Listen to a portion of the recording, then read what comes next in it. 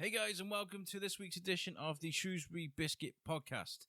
I'm back from the Darwin Festival, and now we're going to be moving on to lots of different subjects, lots of different people I'm going to be speaking to, and you couldn't get any more different than the subject that I'm covering on today's show.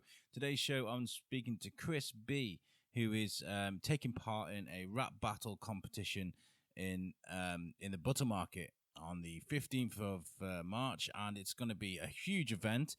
They've already got, he reckons, around 600 to 800 people planning to come. It's one of the first of its kind to be coming to the town, which is really great. I mean, like, if you think about any kind of music or any kind of creativity, you kind of got to give people that room to breathe if it's their genre of music. And so I'm all for this. And I'm going to spend the next hour on the show talking to Chris and my friend from America, Tom, about rap music, what music means to people, and what this can actually bring to the people of Shrewsbury. There are still tickets available to buy. You can go to don'tflop.com to find tickets. They're around £15, but you can also buy tickets for £20, I think he said, on the door. Because there's so much interest, so many people going, they kind of had to up the price on the tickets.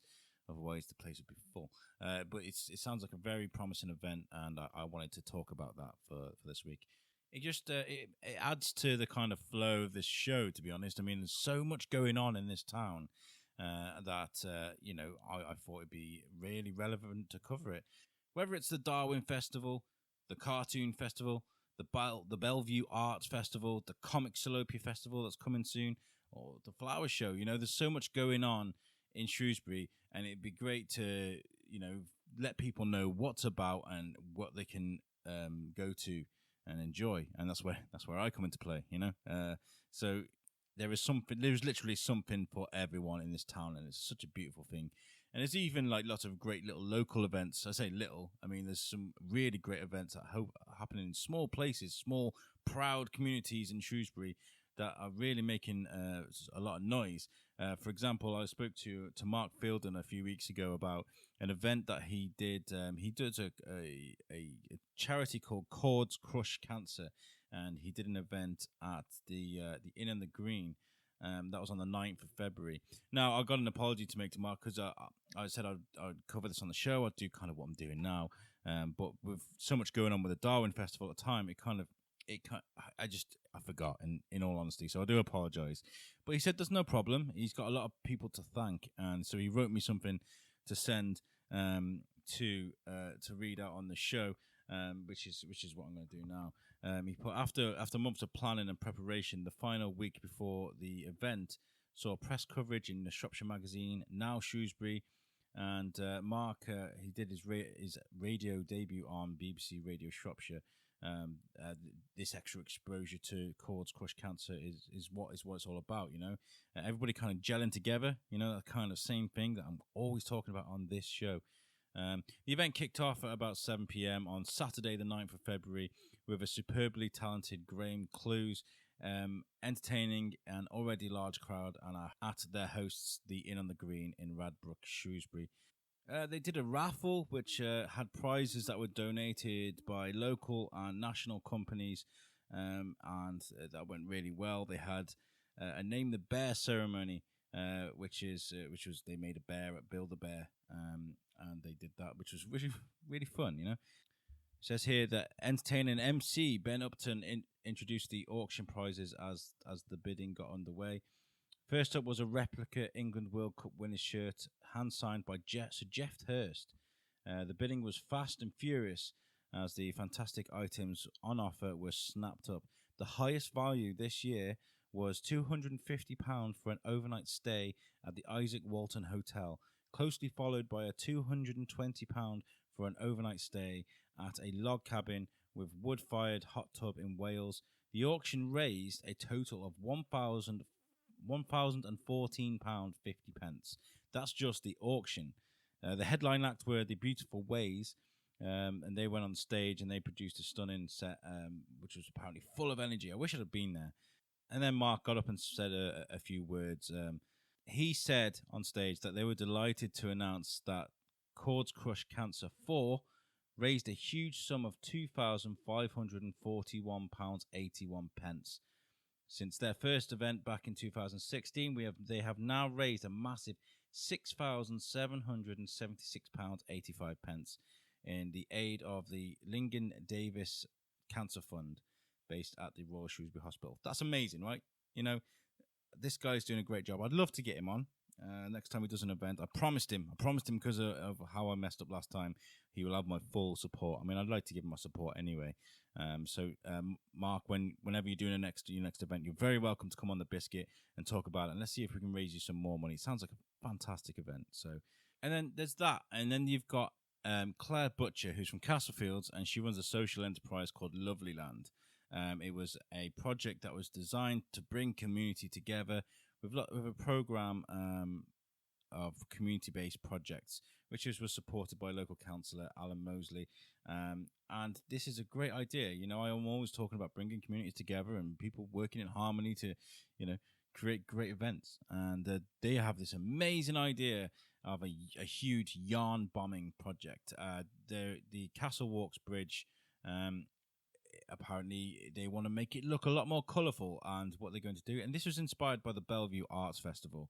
They're going to do a huge yarn bombing, so everyone is involved, kind of making triangles or bits of yarn produced bunting and whatever you can make. They're all pitching together to create this huge thing. And if you want to get involved, make sure you check out their Facebook page. It's called Castlefields Yarn Bombing Crew, and you can find it on Facebook. There's lots of people getting involved, people donating wool. There was a message that Claire sent to me to say thanks to RMK Wools in Wellington for donating lots of wool for this cause. And it's basically to illustrate awareness in the community. You know, people working together for a good cause.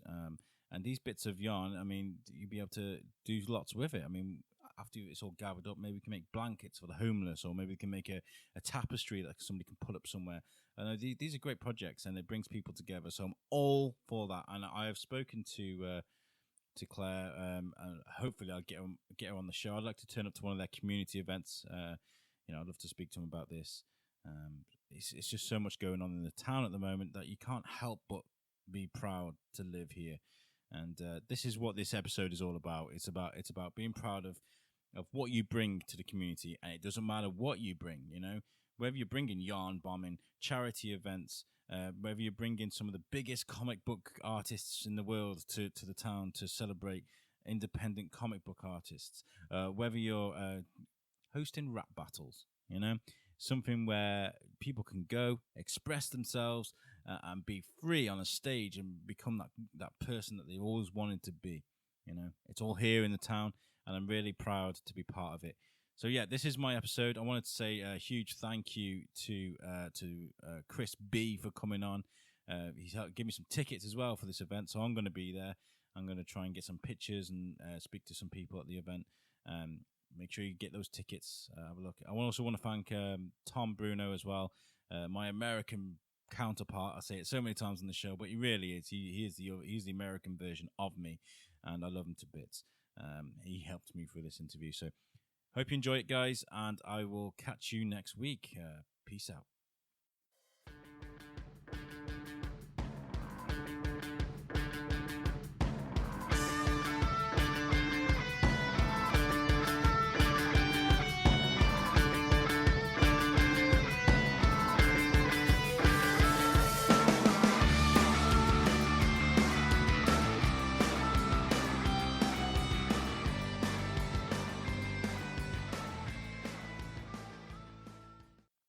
Okay, guys, how's it going?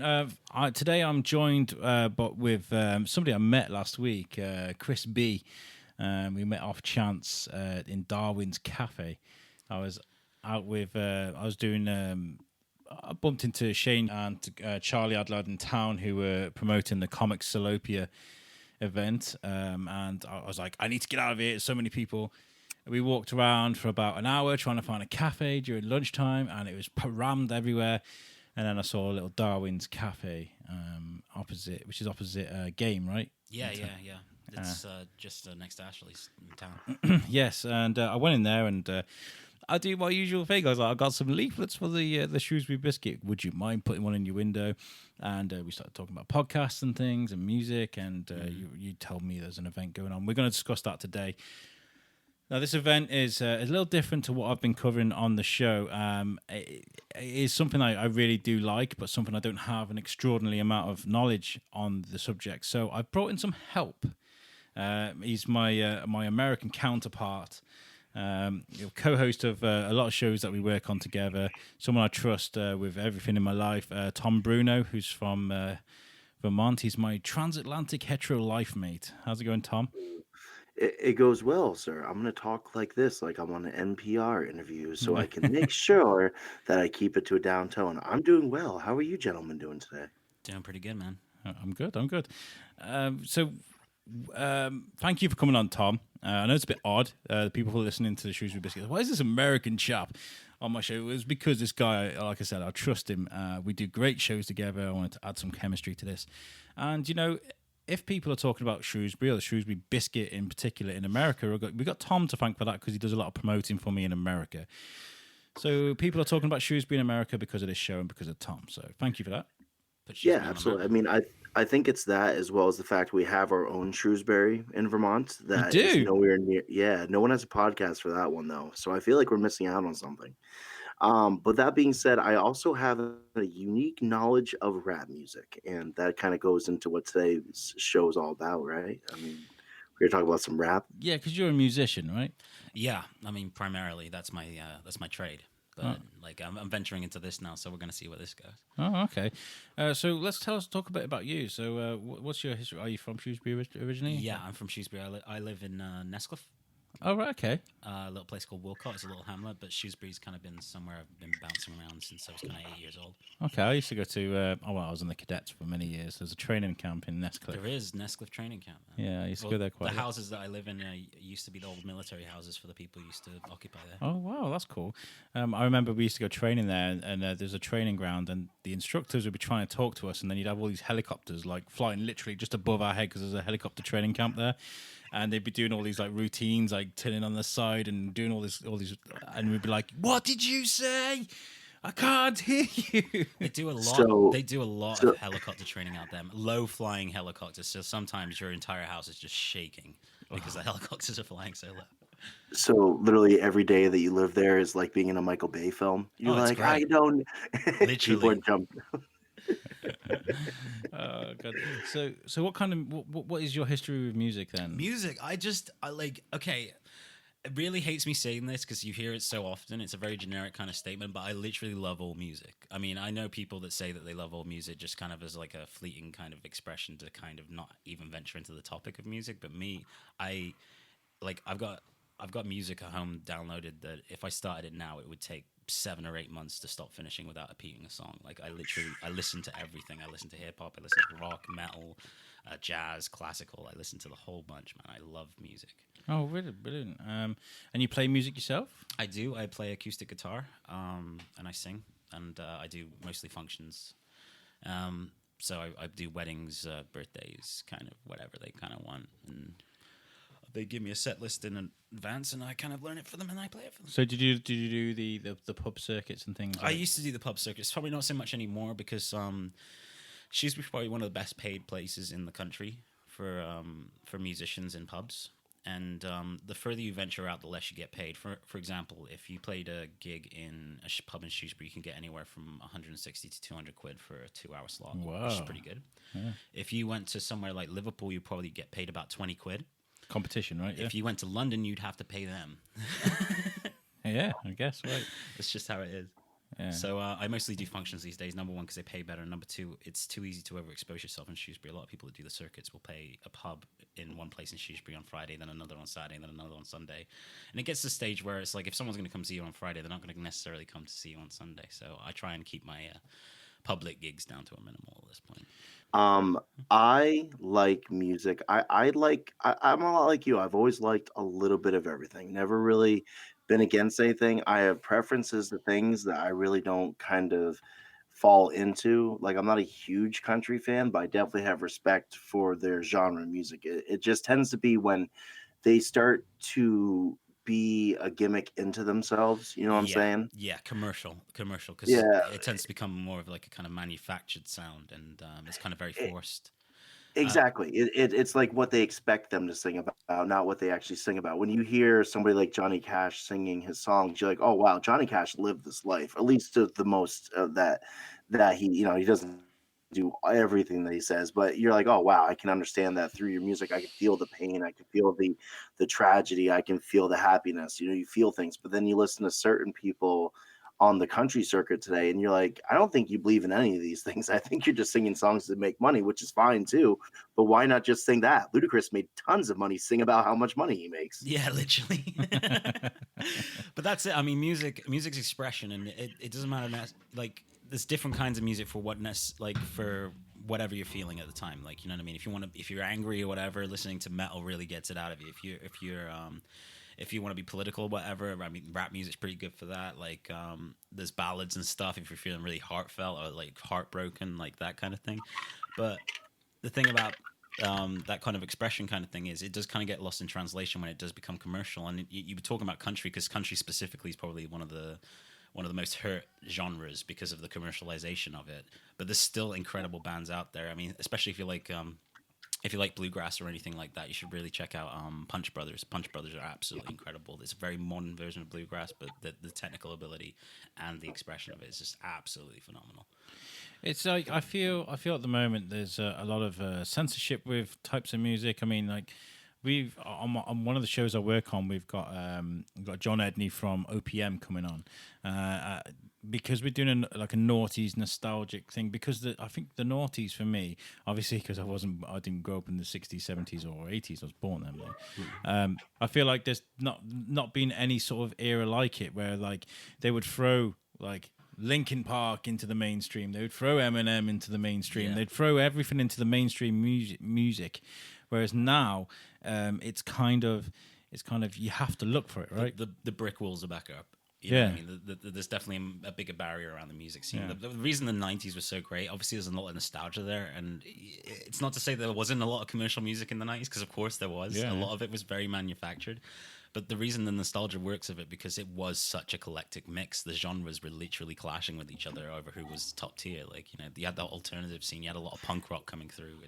And metal was really hitting its stride in the 90s. Are you trying to tell me right now that you don't think that Justin Timberlake did believe he was bringing sexy back? I think he Because generally I felt did. that. I think he did. I wasn't attacking anyone when I said commercial. I mean, there was commercial, but yeah, there's a lot to be said for nostalgia, I think, with music. But the thing is, I think, especially with, as far as hip hop is concerned, it's like, yeah, you want to encourage people to rap about what's real and what is their life, which is the money and the drugs and the high life and the cars and the women and things like that. But then it becomes generic, right? It's like it comes down to context, because especially when you're a performer, when you're putting out music, when you're putting out a product, and you're trying to pitch it to everyone, you can approach that in several different ways. Yes, you can take the real route, like Eminem kind of took that real route where he like literally broke down his entire life and pretty much asked everybody to accept him for what he was. And then there's other people that kind of adopt that kind of kayfabe, where it's not necessarily that they're not living the life that they're talking about in their raps, but they're adopting that persona. And if they're gonna sell that product as that persona, they really have to push that and really sell it. It's the key to being any actor or being a musician or any kind of performer. You have to sell what you're doing. I like a lot of at the moment you got a lot of musicals and things coming through. I mean, like my little boy has a circus tent propped up in my living room, and in that circus tent is a full Greatest Showman outfit with the red coat, the top hat, and the stick. And he will go in there and he'll come out and he'll start blaring out the Greatest Showman songs. And I think I started with like Frozen and things like that. But it's like, that is my son expressing something that means something to him. It makes him feel something. It's not to say that he's the greatest showman when he's singing that song, but it makes him feel a certain way, and he wants other people to feel the same way, like probably while he's doing it. Yeah. Because that's what it is. I mean, music's collective, it's about sharing that moment with people. And I think it's really important, because the reason I'm talking about this is because I feel like if you like, for example, okay, I had a really good day the other day. One of those days where everything seemed clear. The sun was out, obviously in February, we're having this crazy weather. The sun was out.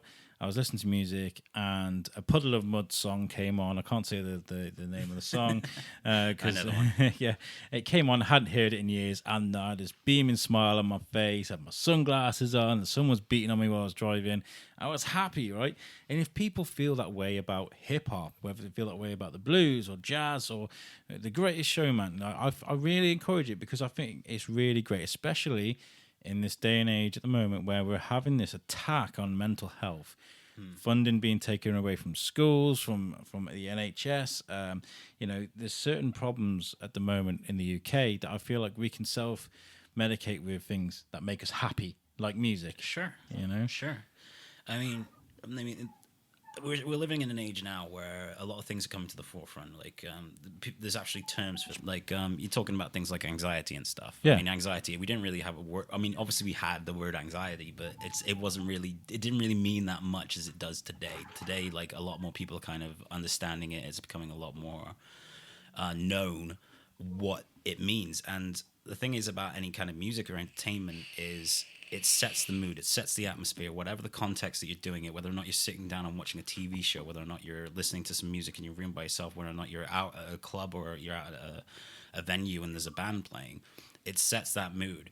And whatever that mood is, it makes people feel inside, I'm okay with this. Because you're either okay with it or you're not. But it helps kind of tunnel it into kind of like a medium where everyone can either accept it, or anyone that doesn't can kind of go somewhere else and pick somewhere else to feel okay. You know what I mean? And that's what music is. It's finding your own okay. You know? Yeah. And I think it's really important. And when you take certain types of music away from the mainstream, it finds it harder to find. And if you can't afford Spotify, if you can't afford YouTube Premium or anything like that, then it's going to be hard for you to find. You're either going to end up downloading it, or you're going to find other ways to do it, or you're not going to get that. You're not going to get it. And I feel like it needs to be made available. I'm just saying, like, if you're not into, I mean, I'm not saying let's put, like, deathcore on free radio. It could be anything. The thing is, it's about the community, because anything that happens, whatever you have, whether or not you have like a geek community that are into the video games, whether or not you have a chess community or whatever, or a music community, or like any different kind of community that you have, it's about centralization. And like I was trying to say before the cast, centralization. It's that idea where like people can bounce around one thing. Yeah. And Shrewsbury's never really had a hip hop scene. No. There's massive amount of fans of hip hop in Shrewsbury. We have rappers coming out of the woodwork to come joining this event, and it's about centralization. And now we suddenly have an event, and the reception that we've received. I mean, we might be looking at 600, maybe even more people going to be in the bottom market to watch these people rap at each other. And you know what? When you mentioned this to me, I met you in Darwin's. We were chatting, and you mentioned this to me. I was so happy. I mean, like, I grew up around hip hop, right? I loved hip hop. I love old school. I'm not into this grime mumble rap stuff. I'm not. It's just not my thing, I like old school hip hop, almost like rap battles, because that's the kind of that they're kind of. You need to make sure that the person next to you can understand what you're saying and how you're saying it, and it's reflection. So you're not going to be like, you're gonna. It's very important, I think. And you know what? If you've had a bad day, you've had a bad month, and all you've got is music, if you get the opportunity to stand up in front of someone and just let it out, going frozen, I'm talking about Elsa now. But if you can let it out, and it's going to help you a lot, Well, yeah, I mean, that's it. I mean, just so you guys know, I mean, like, if a rap battle is basically, for anyone who doesn't know, it's two guys standing on stage, and they take it in turns for a limited time limit to spit offbeat an a cappella rap that's specified to the person that you're going against, and you kind of have to put the other person down as much as humanly possible, so that afterwards people can vote, and there's the decider of who's the better rapper or who's the better person in this rap battle scenario. And the way I kind of pitch it to people is, if you ever had that moment where you wish you said something, you stepped out of a situation, you wish you said that thing, it's like, oh God, I wish I said that. Well, this is that, except when that moment's going to be, and you get 2 months in advance to prepare for it. It's that beautiful, and that's what it is. You know what I mean? You get that time to kind of get yourself ready for that moment and say what you're going to say with a whole bunch of people watching you attentively. It's amazing. I am a big fan of rap battling in a serious form and fashion. I think that it all started the moment that I watched 8 Mile. I mean, I think that's when it starts for everyone, right? You see what rap battling is because like when I growing up, all my friends they rapped. You know, everyone had something to say, and it was usually something very generic, very haiku. Two lines made sense, and the other two had nothing to do with the other two that came before it. Um, but when you listen to 8 Mile or when you see 8 Mile for the first time, you understand that they are using these words as weapons and they are cutting down to the core of one another and what it could really be. Mm. So I always followed rap battling after that. Are you familiar with the King of the Dot tournament? I'm familiar with all the leagues in America and the Canada, man. Like honestly, I love everything, and I love everything that you guys are doing over there. It's absolutely incredible. The first time I ever saw a friendship battle, I cried because it is for those that are not familiar with what a friendship battle is, it's the exact polar opposite of a rap battle. Instead of sitting there saying mean, horrible things to one another and picking each other apart, you are saying the nicest things that are complimentary that you could possibly imagine. It's And otherwise known as a compliments battle. yes, exactly. There's a YouTube video you can watch for a perfect example. They make a whole production. It's a gentleman named Pat Stay in Rome, and they are just they're like poets. You know, I mean, everyone thinks of rap as one thing. They think about it as, well, sorry, that's actually very don't scratch that. People can think about rap being a bunch of things because I certainly do. There's gangster rap, there's hip hop, there's battle rap, of course. There's kind of like upper living, I would guess you would call it, much like Ludacris or Ja Rule type of thing he had going on later on when he was like, "I love my money" and stuff like that. Um, with that being said, it's so rap is all these different things, and when you can man, I just went off in a tangent about what I was doing right there. That was crazy. Sorry. Um, this is the problem with having to deal with a bunch of different stuff at the same time. Like I said, there's a lot of different kinds of rap, and people coming from different like scenarios. Like when they're in a rap battle, both guys aren't necessarily coming from the same angle. They're not necessarily doing the same thing. They're not necessarily doing a gangster approach. Not necessarily doing a hip hop approach. When you see a rap battle, one guy can spit very aggressive, while the other guy's quite kind of Poetic. cathartic. You know what I mean? And it can work in different ways, and it's like a debate. It's like a very very intricate, very clever, very timed, very rhythmical debate, and the ways that people take it is very interesting because we've had it time and time again. One of the best rap battles to get into rap battles in the UK is a battle by two rappers, one called Blizzard, one called Mark Grist, and basically Blizzard was an 18-year-old kid, and Mark Grist was a school teacher. And he came dressed to a rap battle in a suit and tie. Yeah, it's probably one of the highest viewed rap battles in the UK, and it kind of changed the game a little bit because Blizzard came from the very gangster kind of kid. Like he had a white T-shirt on, kind of looking like Eminem and stuff. And then this Mark Grist came in, and he was basically reciting poetry, but the poetry tore at Blizzard to the core. It was so immaculate, it was so intricate, and it just absolutely tore him to shreds. And ever since then, we've seen the rap scene in the UK just change And massively. this is the important thing. If rap isn't your thing, if you listen to Shrewsbury Biscuit now and thinking, this isn't what you usually talk about, this isn't really my thing, you've got to understand these people are clever, man. I can't rap for anything, man. I'll be in the kitchen and be like, I'm buttering some bread, and my name is Fred, and it's really hard, These people come up with these amazing, like you said, really articulate raps that just destroy people in a very constructive way, and it's very respectable as well, isn't it? It's not like you can't say something about someone and then it ends up in fisticuffs. It's a respectable thing. I mean, it has done only a couple of times, but it's very, very, very rare. I mean, I think it's happened in the States more than it's ever happened in the UK. But We're just a bunch of rowdy guys. Really quickly though, because I finally reminded myself what I was saying as you guys were talking about Go on. poetry. That's exactly what I was going to say, was that listening to rap battles now, especially like some of the people putting out right now, they are poets. They are not what you would expect when you hear the words rap battle. It's almost doesn't even come into play if it wasn't for the fact that you're playing with lyrics. Any other generation, it would have been called poetry. It would have been called slam poetry. It would have been like jazz music. It's very flowy. It's very uppy. And I think that the best way to do it is you should probably tell them to do a compliment battle.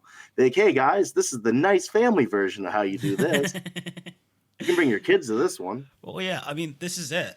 This is it. Like I said, the ways that people approach it is incredible. I mean, if you think of rap battle and you automatically kind of get this kind of stereotype in your head that you think there's going to be a whole bunch of like thugs, you know, in long shirts with like baseball caps or whatever that do drugs and talk about guns and stuff. It's not like that. In fact, the headline act on the night that we're doing the rap battle in Shrewsbury on March the 15th, it's Marlo and Shuffle T, and they're going up against two of your boys from the States, Big T and I've forgotten his name. Oh, So it's no! okay. If you need to get on your phone and find it, you can Yeah, do. no, I'll do that real quickly. I mean, it's two guys from the States. I'm not overly familiar with them, but basically, the two guys who are on the card, Marlo and Shuffle T, these guys are very middle class. They're very white. I think they come from Hampshire.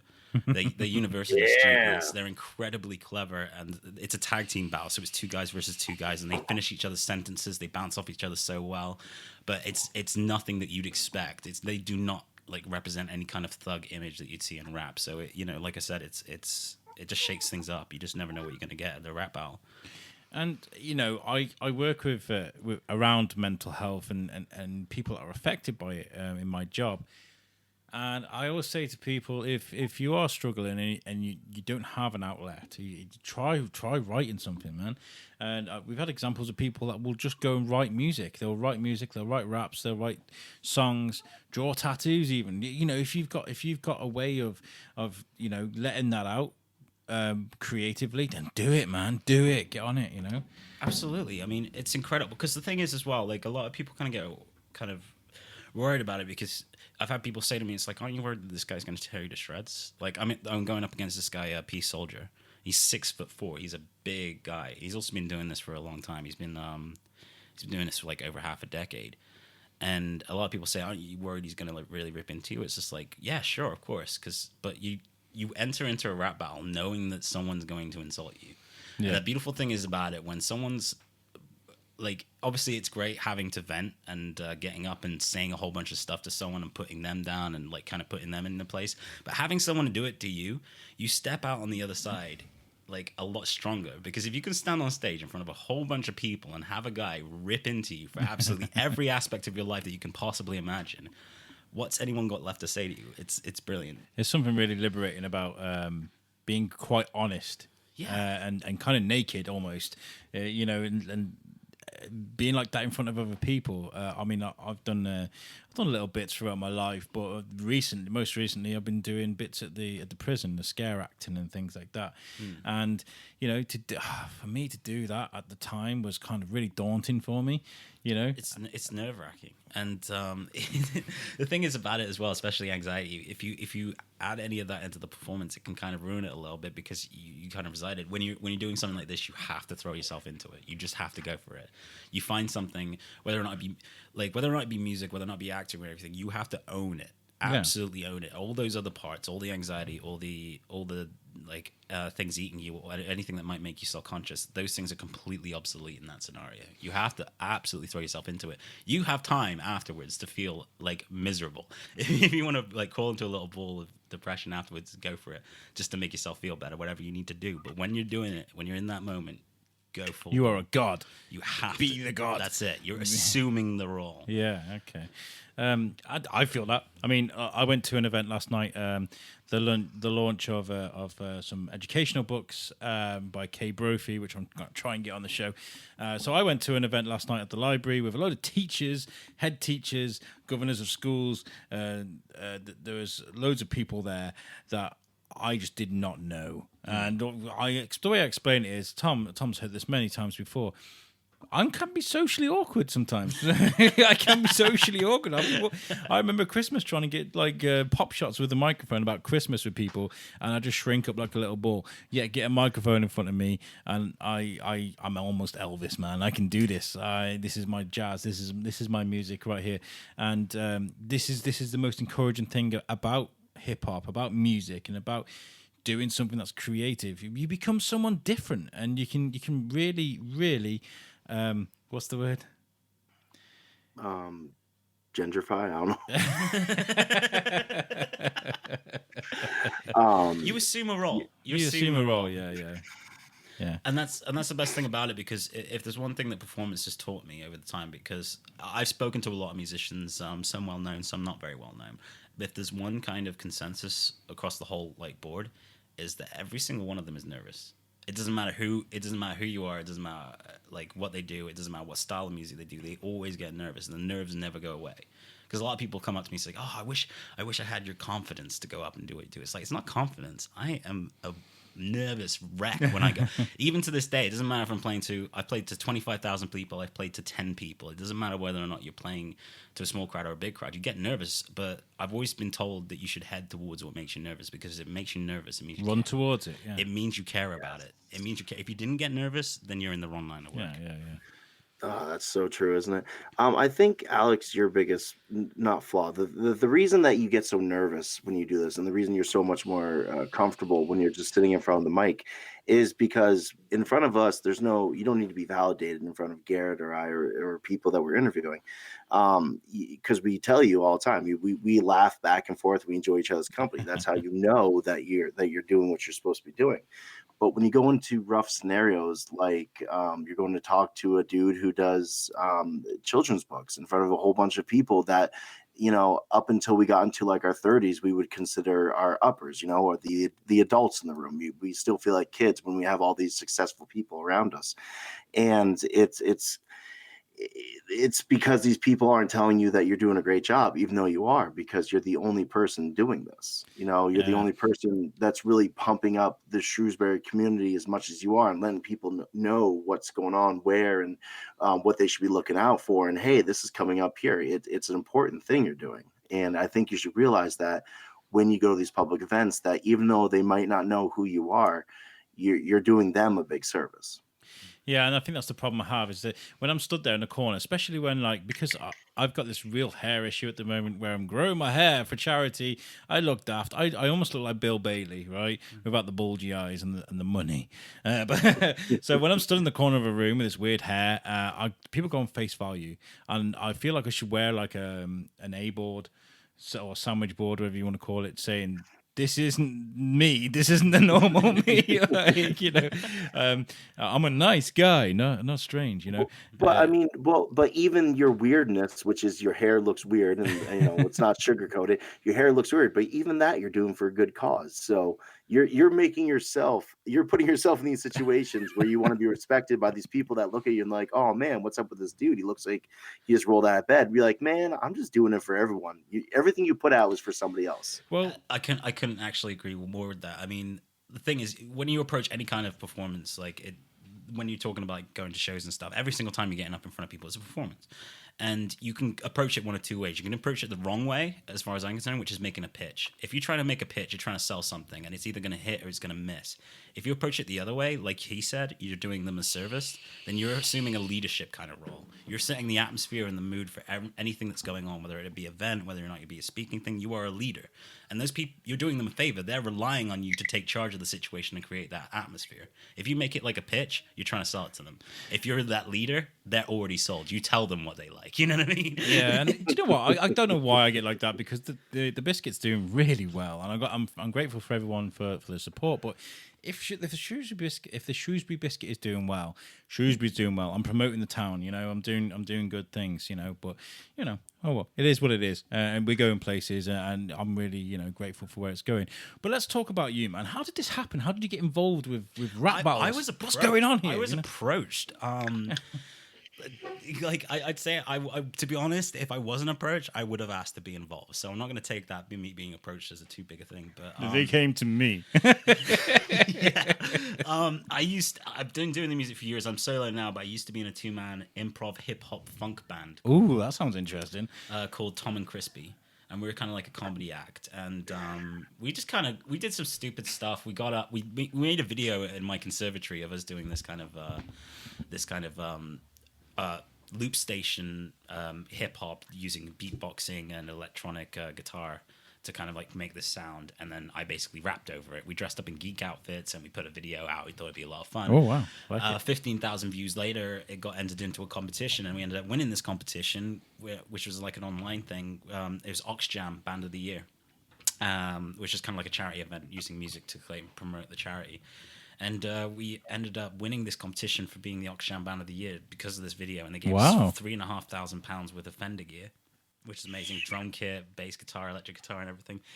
Unfortunately, it kind of went a little bit downhill after that. We played a lot of decent gigs. We played the NEC Arena in Birmingham. We played Cardiff Millennium Stadium. A lot of really good places, really good gigs.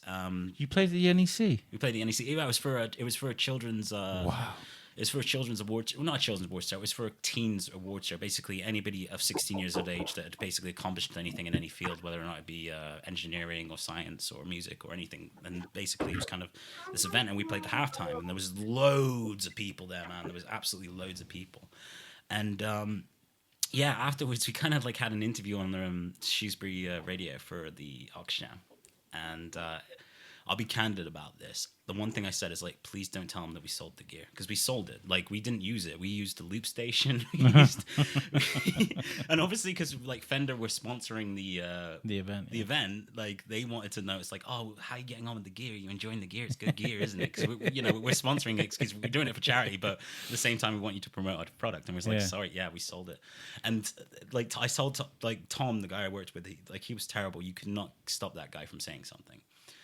Not only did he say it on radio when I asked him not to, he said, yeah, it was incredible. We did a charity gig for Shrewsbury and ended up walking away with more money than we raised in Shrewsbury for the charities. Oh, man. Killed it. Taken off the Oxjam website the next day, man. The next day. Oh, God. Dumb things we do, eh? Dumb things we do. But, you still have that exposure. And that's really it was important. great. It was great. And like I said, it got me into music in a big way. It made me realize how quickly things can blow up. And the opportunities that are out there. Because there's a massive music scene in Shrewsbury. There's so many good musicians. I kind of cultivate them a little bit because I run an open mic night at the Bull Butcher Row on a Wednesday night, which is absolutely fantastic. It's probably one of the best open mic nights in town. So how did this all go about then? What happened with the planning process? Did they be like, who did you approach? Who was approached first about a rap battle going on in Shrewsbury? I mean, did they go straight to the Butter Market or the Butter Market was kind of the place because to be fair, it was one of the best venues for it because originally. The thing about rap battle events is they've all tried it a lot in lots of different places. You never know what kind of response you're going to get. Yeah. And sometimes there haven't been a lot of people. There's only been like 100 people, and obviously, like in Shrewsbury, we're going to have like about 500 or 600 people. That's what we're hoping for. That's what the ticket sales are kind of telling us. So we can have the scenario where people are standing on stage and we have an audience. But obviously, when you've got 100 people, if you're trying to promote a video, especially for Don't Flop for the website or whatever, then they don't want the scenario where you got a stage and then you just got like loads of spursy people just kind of spread out in front of them. So what they do is they kind of do it in the round, which they kind of make a circle of people. Yeah. With the 100 people, I'll kind of close it in, and the two guys rap on the inside of the circle, and it's kind of like because if you think about 8 Mile, if you think about that movie, a lot of people have seen 8 Mile. You'll know where I'm coming from. There isn't a lot of people in that room. There isn't really. There's about 150 people, if that. So 600 people is going to be crazy. It's like honestly 150. From what I hear, I haven't been to a lot of rap battle events. I've watched a lot of rap battles. I've only been to a couple of rap battle events, but normally 150 is probably about the turnout that you're going to get, despite where you're going to do it. So there's a lot of interest. Well, let's talk about Don't Flop. So Don't Flop. What is Don't Flop? Don't Flop is the UK's largest rap battle chain. At the moment, they do have competition. There is like a lot of competition because there's kind of like a big surge at the moment in people liking rap battles, as we can see from Shrewsbury. So yes, there is competition out there, but Don't Flop, as it stands, kind of like the kind of like the bar at the moment for rap battle chains in the UK. And they do a lot of work with King of the Dot in Canada, in America. And they have some of the best battlers in the world, not just in the UK, in the world, on their actual card. And they get people together, they do events. Sometimes they do them on beat, sometimes they do grime clashes, sometimes they do a cappella clashes, sometimes they do tag team bouts. And they even have champions. They actually have tag team champions who are going to be performing on our night, which is two guys versus two guys. I'm excited. And this is going on when? The 15th of March. Friday the 15th of March. Yeah, in Shrewsbury at the Butter Market. And We've got £5 tickets. I think some people still have £5 tickets left. The actual rappers themselves are selling tickets. But the tickets on the door are going to be £20, unfortunately, because of the amount of... amount of people that will literally the amount of interest, like so yeah, on the door is going to be £20, but if you can find one of the battles and you want to support them, then £5 would get you a ticket to the event. Okay, where can people find can you buy tickets online? Is there you can buy tickets online. I think they're £15 online or £10. I'm not sure, they might have gone up, but if you check out the Don't Flop website, they'll be pitching the event there. www.don'tflop.com. I think it sounds great. Now, do you guys stream on YouTube or anything like that? What, Don't Flop? Yeah, like Don't competition. Flop do have a YouTube video. They also do pay-per-view streams on their website for the more kind of because it's a very niche group. So the bigger battles with the bigger names, they attract a lot of attention. So they do pay-per-view events on Don't Flop. Obviously, if you get into it, you can go for those. But they do a lot of the battles on YouTube. They run quite a solid YouTube channel, which gets quite a good viewing. Oh wow! Yeah, because I'd absolutely like to watch these two American dudes go at it, so I can message Alex and be like, "Hey, man, look how good the home team goes!" Yeah. Well, yeah, actually, I found out who they are. It's Briz and T-Top. I'll write that down. Briz Rothstein. Well, we can't cover this with the Shrewsbury Biscuit, the actual event, obviously because it's going to be quite R-rated. It's an over 18s event, absolutely. But I don't want people to be put off by the thought that it might be like a thug image scene. A lot of the people who are going to be coming to this event have never been to a rap battle event. No, before. try it, man. And the performers do have that in mind, because at the end of the day, it is entertainment. That's what it comes down to. I mean, it says it only says Don't Flop on there, but their actual name of the chain is Don't Flop Entertainment. It's all about the entertainment. So the rappers are doing that in mind. So if you think that they're just going to come down, they're going to be saying a bunch of rap slurs that you won't necessarily understand, and you won't know the slang, don't worry about it. The rappers are kind of written pen to pad and put it down to kind of cater for an audience that are kind of new to the scene. Well, we'll support the event. We'll post something on our Facebook, and we'll let people know that it's happening. I'm going to be there. You've kindly given me a couple of tickets, so I'm going to be there so I can take some pictures and things. That'd be really, really cool. I really am excited about this event. You going to come, Tom? Yeah, I am. I feel like you might get arrested if you just start recording and be like, "All right, Tom's here with me, and we're just doing this whole thing." It's been kind of interesting, but yeah, I'll be there. I'll be there in spades. Let me get my tux out of the cleaners. Is this something that you thought you'd be doing though? Like when you were younger, did you think, "Oh, one day I'm going to be hosting"? To be honest, I've loved rap battles for forever. I've ever since I found rap battles, I probably found them about 10 years ago. Going back to the American, obviously 8 Mile was an inspiration, but I found a lot of the US chains, and I found King of the Dot before I found Don't Flop, and I watched a hell of a lot of battles with them. I loved what the guys were doing, and to be honest, I never thought I was going to get into it, but I did try quite hard about 5 years ago. I was going to a lot of the underground chains, a lot of the more kind of lower level. Yeah. Because this is insanely high level as a debut, to be honest. Because I tried to go to the lower level battles, but what kept happening was I was turning up. I was spending a couple of months writing for a guy, and I turned up to the event, and the guy hadn't showed up. So what they were doing is throwing me into an improv battle. So then it was kind of on the spot against some other guy, and I had to try and make all these rhymes that I made completely specifically for the guy I was battling, and somehow make them relevant to a guy that did not look anything like him. So it was really annoying, and it happened 3 times in a row. So it kind of put me off. But then Don't Flop came to town, and they asked me to do it, and I was just absolutely sure. And I was actually supposed to battle another guy called Riser. He's a Scottish guy from Scottish guy.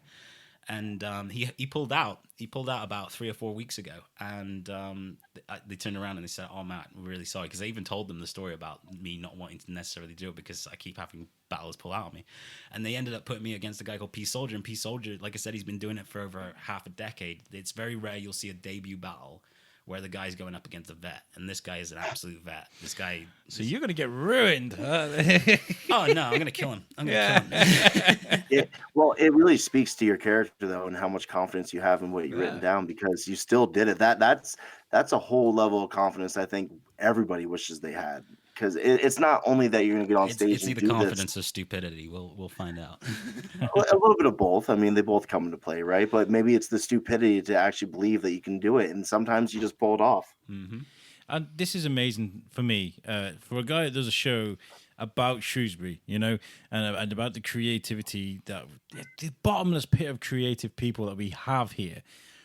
On this show, I've spoken to authors and I've spoken to artists, people that have created their own businesses, and this is just another extension of what is coming to Shrewsbury and what we can offer.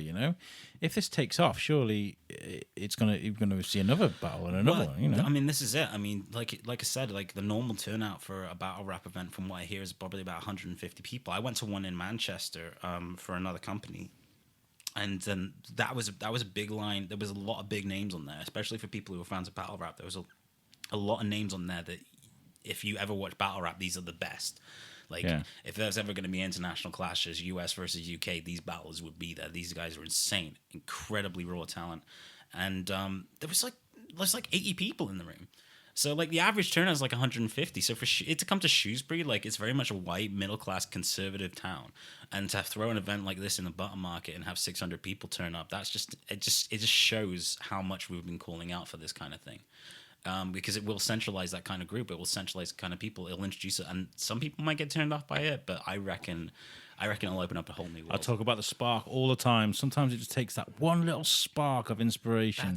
That's it. So I don't know. I'm so excited. I'm so excited to see, because like, it's not just about me and my battle. I'm so excited about my battle and what it could matter for me. But more than anything else, I'm so excited for what it could do for the scene and what it could do for Shrewsbury in terms of actually like cultivating this kind of group and centralizing people into something like this, where again, we might even see a whole new stream of battlers. Because to be honest, it's always, it doesn't matter what the genre, it doesn't matter what the music, doesn't matter what the trade. You need new people and new people's new ideas, and that's what I'm looking for. And it's about expression as well. Express yourself. Go out there. Express yourself. Go out there and express yourself. You don't have to be Dizzy Rascal. You don't have to be Eminem. You don't have to be Jay-Z. You could be have your own gimmick. If you're sitting there thinking you could probably do this, give it a go, man. You might be, like you said, there was a school teacher that inspired people. He wasn't young either. He wasn't young. Like, you know what I mean? He was proper dressed. He looked like a school teacher, and he absolutely rinsed it. Well, isn't some of the best rap out there is things that we would not expect. Bubba Sparks rapping about like living the Southern life. Outkast and like their kind of like 60s funk kind of rap scene that got going on. Little Dicky talking about being a white Jewish guy. Who was the guy I told you to listen to? Brother Ali. I mean, he's a white Muslim dude who raps about like the importance of, freedom of speech. We have Mortal Technique. Even Kanye West's old stuff where he was rapping about being a college dropout was phenomenal. Yeah, man. That's my dude, that is my guilty pleasure right there. I can't make excuses for a lot of what Kanye West is doing right now as an artist, but that first album. That's the thing. But this is what I mean about like performance. Like I said, you adopt the role. Like it doesn't necessarily mean that you're fake by going up there and doing it. Like if you go up there and you done that confidence, it doesn't mean you're going to be walking around confident all the time in everything that you do. You have that moment though. You have that moment, and that's what it is with Kanye West. It's like just because you're a fan of Kanye West, you like that music, you like that album, doesn't mean you have to be condoning everything he's ever done and everything he ever did and completely like in line with his lifestyle. That's not the case. That's just not what entertainment is. No, that's absolutely true. But like when you go and meet somebody like Meatloaf, if you were to go meet Meatloaf and you know how he is on stage, I mean, are you guys familiar with him? Yeah, okay. Yeah. So when you go meet Meatloaf, you'd expect to be like probably a normal dude, and like, but if you saw him on stage, you'd be like, wow, he's very boisterous, he's very emotional, very almost like, operatic, dramatic. isn't he? Yeah, it's almost... Exactly. And I'm sure that if you went backstage to meet him, he'd probably be like a pretty laid back, nice, super nice dude. I feel that with Kanye West, if what you see on stage is probably what you get out backstage. And I think that once you start believing your own stuff that much, that there's a problem. Because when you make this outlandish character who is now your real personal self, that could put a lot of dangerous situations that would not happen to one person if you were just, take the time to think about it. It's a power corrupt scenario because like when you're in a position that he got to where you're on stage in front of thousands of people and people are digging on what you do, like it gives you a lot of power. There's a lot of power in that, and that's where you get a lot of prima donnas. That's why you get a lot of people who they think they're god. They get like a god surrounded by yes men that like, you look so Exactly. cool, you sound great, that's an amazing thing you just did, and you're so good. Most of the best musicians I ever met, they hate being complimented. It's horrible. If someone comes up, like it's fine. Like I like it when someone comes up and they just say something that's like, "Oh man, I really liked your stuff. It was really good. Oh, thank you very much," and that's it. But when someone like, "No, no, no, no, I need to make you understand. It was so good. It was. It comes this awkward scenario. It's horrible. It's horrible, man." You are describing me whenever I go to meet anybody, and we've talked about this before, Alex and I. When I pay money to go see somebody, sir, I pay money to go meet them. So I'm gonna be that weirdo that like hangs out after the show and just make sure that I can Yeah, but tell you face to face, be like, people. man, I enjoyed it. People forget though, man. They're people. You know what I mean? It's like if you ever been complimented, it's weird. Well, a lot of people don't like being complimented. It's not like I'm not very good at being complimented. it's horrible, isn't People it? come up to me all the time. I love your show, man. It's really great. I really love what you're doing. I'm like, I don't mean to be rude. I'm not a rude person, but I'm like, thanks. I'm the complete polar opposite. I feel like Alex should compliment me more every day. Like as soon as we start the show, you should be like, Tom, you're just beautiful. I'd be like, thank you, Alex. You do great things, man. You've landed us a really good guest on our show. Yeah. I was going to say one of the best lines I ever heard in rap was Mike Shinoda. It's really early, like Linkin Park, when he said, "I hate everybody's rhymes. No, I hate my own rhymes, but I hate everyone else's more." Okay. Yeah. And that's like saying like That he's kind of very sounds humble. like he hates rap. Was No, what was that from Linkin Park or was that yeah, that from was from Linkin Park. which album? Meteora? Meteora, yeah, and that's Okay, basically yeah. say he's humble. It's a humble brag. It's kind of like, yeah, I'm not too keen on my own voice. I don't really do compliments very well. But you what? Your music's even worse than mine. So, I'm one of the best rap. Timmy, when he was a really little baby, there was a song that he absolutely loved, and I play it on for him, and his face would light up, and that was Macklemore, Downtown, and he's rapping about moped. It's one of the best songs It I've doesn't ever have to be a certain way. It's insane. It's absolutely insane. Like I said, people take so many approaches. There was one like Shuffle T, the guy who's rapping in the main event. He went up against a guy who was a vegan. And that's actually not relevant to the story. I don't even know why I mentioned that. But he went I don't know. up against this guy anyway. And his entire second round was him having a conversation with a guy in Starbucks. He was reciting a conversation he had with a guy in Starbucks about the rap battle he was doing. And it was just so clever. And the guy was trying to remind him of who the guy he was battling was, and basically making that he had no idea who he was. But the way he approached it was that he was having a conversation with someone, and then at the end he was like, he turned around, it's like, "Do you realize that everything you just said is rhyming?" As if he's saying it to the guy, and it's ridiculous. It's absolutely ridiculous. But that's what I mean. It's like so many people take different approaches. Have you ever Mark Grist, the guy the school teacher went against Blizzard, his second round, he spoke to the camera as if he was speaking to Blizzard's mum.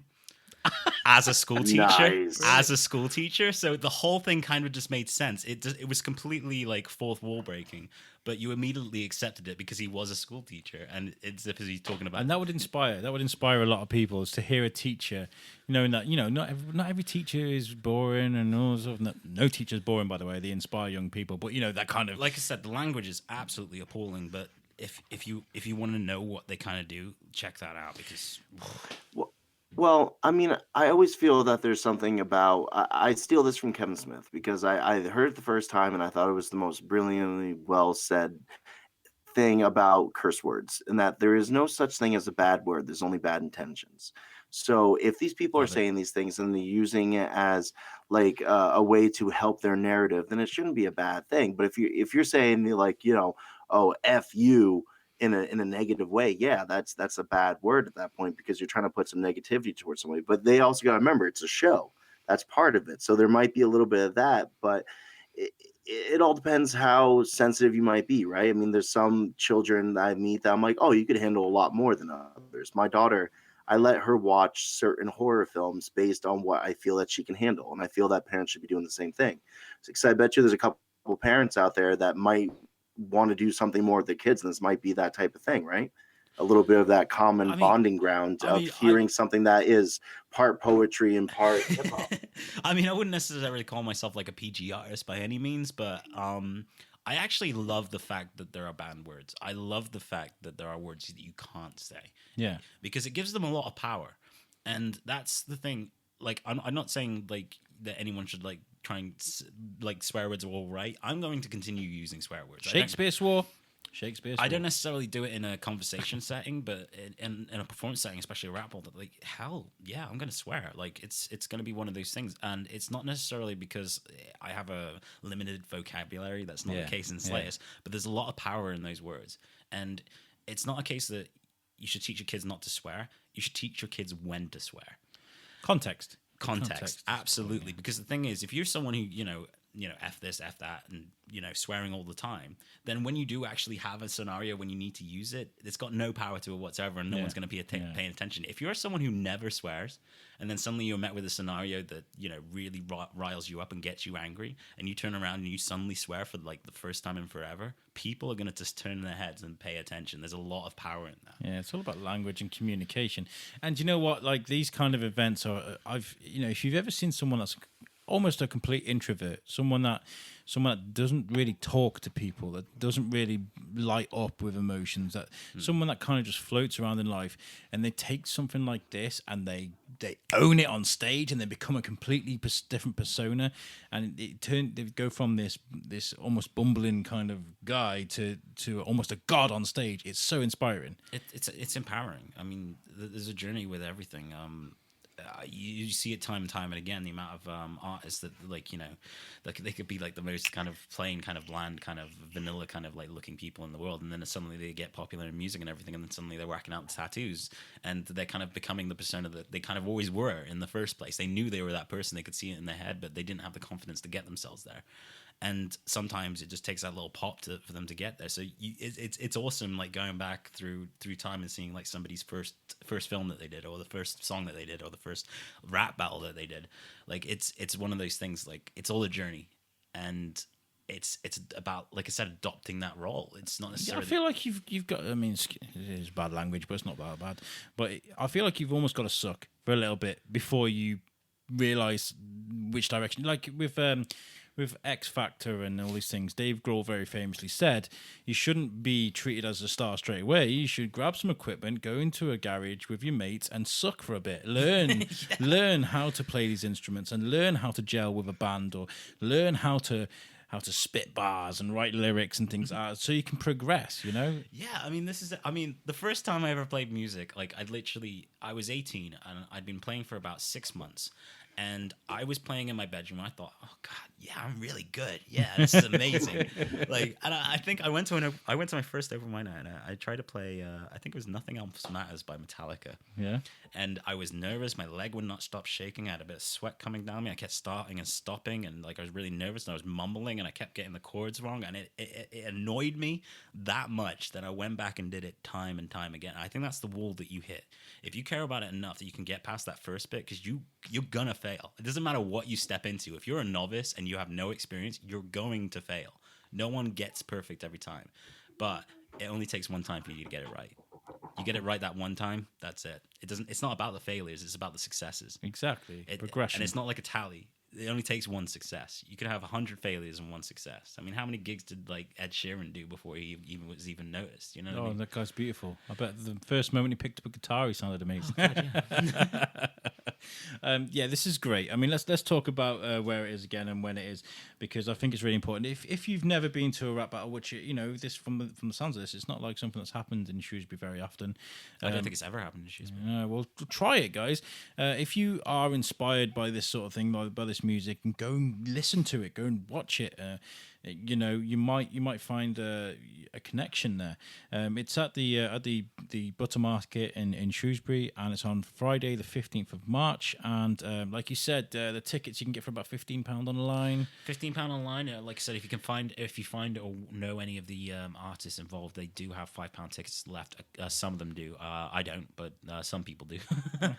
But yeah, otherwise it's going to be £20 on the door. But to be honest, even if you don't like rap music, this this is so unique. Rap battles are so unique. I can't express how much of a unique form of entertainment it is. And like I said, like a lot of people watch 8 Mile. They always talk about the rap battles because that's the fun bit. There's a lot of rap music in that, but they don't talk about the rap music. They talk about the rap battle. 8 Mile is one of those films that I kind of have to watch every year. You know, it's one of those things. It's almost like Rocky, isn't it? You know, you build up to the fight, you build up to the fight, you build up to the fight, and then you see it, and it kind of inspires you. And you know, if you've never seen 8 Mile, if you've never seen rap battles, it's or a anything, battle of wits. It's two guys going up against each other, and there's clever. And there's a confirmed winner and a confirmed loser. So like, what else is there to say? I mean, it's two egos clashing with each other. It's beautiful. Well, don't flop. I hope we've represented you well on this podcast. I'm a big supporter of creativity and going out there, whatever it is you do. Like I said, this is the first time we've ever talked about this on the show, but I'm really happy that we're doing it. First of all, is there anything else you want to plug at the moment? Is there anything else that you're doing after this or before this? No, just like I said, just check out everything that we're doing. We've got Trademark Blood, who's going to be playing a set at the start. The guy P Soldier, he's going to be promoting music with Lefty at the end of the night. You guys should check that out. Don't check it out too much, though, because I'm going to kick his butt early in the night. But like I said, just check out everybody involved, because I'm just going in to do rap battles. I'm probably a bit of a wild card, because pretty much every other battler in the whole night is either plugging their music or trying to plug what they're doing as an artist in rap music. I do not have rap music on the chain. I do not have, or even trying to plug any rap music. I'm a solo musician. I'm quite happy with the living I'm making. I'm not trying to plug anything that I'm doing. I'm going in to entertain. I'm going in to fantastic, great. So if you do want to get involved or anything, check out those guys. Check out their music, because they're all struggling artists and they're all trying to get their stuff out, man. Okay, then the question I'm going to ask you, and then I'm going to weirdly ask my American counterpart, but what does Shrewsbury mean to you? What does Shrewsbury mean to me? It's home, man. But I don't know. No, that's too cheesy. What does Shrewsbury mean to me? Shrewsbury is music for me. Yeah? There is a lot of talent around here. There's a lot of kids. It's a great scene. There's so much going on. Every single night of the week, there's music in this town. You just got to find where to do it. And if there's anybody who does music and they play in their bedrooms at home, look for it. I run an open mic night myself. There's several other people around town that do their own. I'm not in competition with them. We all work together, and we all bring them up. So every time we talk about this on the show, there's that thing that we do in this town where everybody works together. It's a community, and that's it. It's something that's the reason that every other town in the UK is dying. You see, I mean, we've still got shops closing down, but we still got a community. A lot of other places have lost their communities, man. But like Shrewsbury, we've always got it, and we're not. We've got shops that are on that cop there that have been there for hundreds of years. You know, it's amazing to see, and it's probably because of how well they link with the community. That's brilliant. Home, communication, and music. That's really good. Tom. Yes. What does Shrewsbury mean to you? Shrewsbury, and please don't shut this off as soon as you hear this. Shrewsbury means nothing to me, but what Shrewsbury represents to me, Shrewsbury represents apparently a flowering community of artists and people that want to be heard and people that want to do something different with their lives. And because there's so much out there between you and Charlie Adlard and Shane and Alex and everybody that just wants to do something, and it just happens to be being done in this community that's hundreds of years old, with all this amazingly beautiful history, with all these beautiful buildings. Every time that Alex goes on a walk or something, if I catch him, he'll flip around the camera and he'll show me where he's going. And I find myself to be insanely jealous. I'm like, man, it's so pretty. I'm also insanely jealous because it's warmer over there than it is over here. But like, you know, that's neither here nor there. But I'm a big fan of history as well. I'm a huge fan of history. And if you show me a building that has, you're like, oh, these rocks were done 300 years ago by the church and blah, blah, blah, I just eat that right up. I'm like, oh, tell me more about history, please. So what it represents to me, back to that word, is hope for small communities to be more, what's the exact word I'm looking for? It's hope for a community that I essentially hope for the fact that there's still communities like yours out there, I guess is the best way to put it, that every community could be a little bit more like Shrewsbury. Oh, that's beautiful. Very poetic. I really do appreciate that. Yeah. And that's real. That's true. To be honest, you know, I've been driving before, and he's been on my phone before I started driving. And so what I've done, so it's not, I'm not talking to him, not paying attention to him, is I flip the camera around so he can see me driving around Shrewsbury. and he sits and watches me driving around. And honestly, it's happened a couple of times, Technology, yeah. and he's loved it. He really does it so he can go in the carpool lane. So he can be like, yeah, I got extra passengers. We're going somewhere. And then he's like, where are these people? And you're like, right here. It's my American friend. He's not really here, but he's here with me in spirit. driving up Castle Hill like in the bus lane. I'm a bus now. Nice. Passengers Start on board. start charging people. Be like, don't worry, it's all good. It's just a couple quid. Don't worry. I'll get you where you're going. Thank you so much, Chris. Mate, it's been a CHRISBEE, pleasure. for coming Thank on. you for having me, man. It's been really good. This is what I love about this show. By the way, this Shrewsbury Biscuit thing has been an amazing journey already, because I went for a coffee with my wife and my kid, started talking to you, and here we are. We're talking. That's it. And we'll carry on talking. I'll see you at the rap battles. That's how life happens, man. You just gotta roll with it. Yeah. Well, I'd love to have you on again. If you're ever promoting anything, you need a hand, we'll help you out. So I appreciate that very much. Thank you. well, very thank much. you very much. Thank you, Tom, my American counterpart, for coming on and helping us out with this. You guys, you know what? I'm glad I brought you on because you connected with your Canadian rappers. I want to hang out with this guy, man. I mean, Yeah. Oh, thank you. I see. That's the problem, right? I mean, if it wasn't just so much money, I'd be hanging out with you guys right this second. But planes cost money, apparently. hey, I don't know. God. What's Whose going idea on? was that? What's going on here? I don't understand this. What's going on? What's going on? Like, this is. It's like a bit of a bromance. Man. oh, Can we not have yeah, bromance? well, Is that not a thing? Yeah, well, he finds that every time he takes somebody over his house. All of a sudden, he starts getting along with me, and I'm like, oh, I like you too. And then he's like, Alex will be messaging you, hey, man, the rap out. You won't get back to him. He'll see that you saw his message, but he won't get back to him right away. And you'll be like, you're talking to Tom, aren't you? Why? Apart from the time when we had Charlie Adler around my house and we interviewed him. Charlie Adler, man. That's Yeah, cool. he came around here. We did it. It was for a different show. And I'm He's going to get full him. naming everyone. Yeah, No, he totally is. But He's earned it, though. He's earned the amount of people that he's got to come on a grassroots I'm impressed, podcast man. is I'm impressed. outstanding. When Alex first asked me to come on and start doing the show for me, he never once said anything about celebrities ever. There wasn't even, it was, hey man, come on the show, talk about comedy type stuff with me. Well, you know about movies, you know about comic books, you're funny. And I was like, cool. He didn't pitch it to me when I talked to him. He just said he had a podcast, and it's like he never told me he had all these celebrities or anything coming on. So that's cool. No, well, he didn't. Well, that was the thing though. Was literally I joined on, and then 2 weeks later, he's like, "Oh, by the way, we're having our first celebrity come on," and I'm like, "What? We're doing what now with who?" And since then, it's been bigger and better people just constantly. It's amazing how many people just say yes, which is the greatest thing ever. Right? That's the way it should be. If you respect somebody, you like what they're putting out there in the stratosphere of entertainment, and people would want to hear that, but not everybody wants to actually take part and kind of give back from that. People forget This is it. that without us, they wouldn't be them. Mhm. So it's but now that we're having all these people come on, it's just like, oh wow, we got that person said yes, really.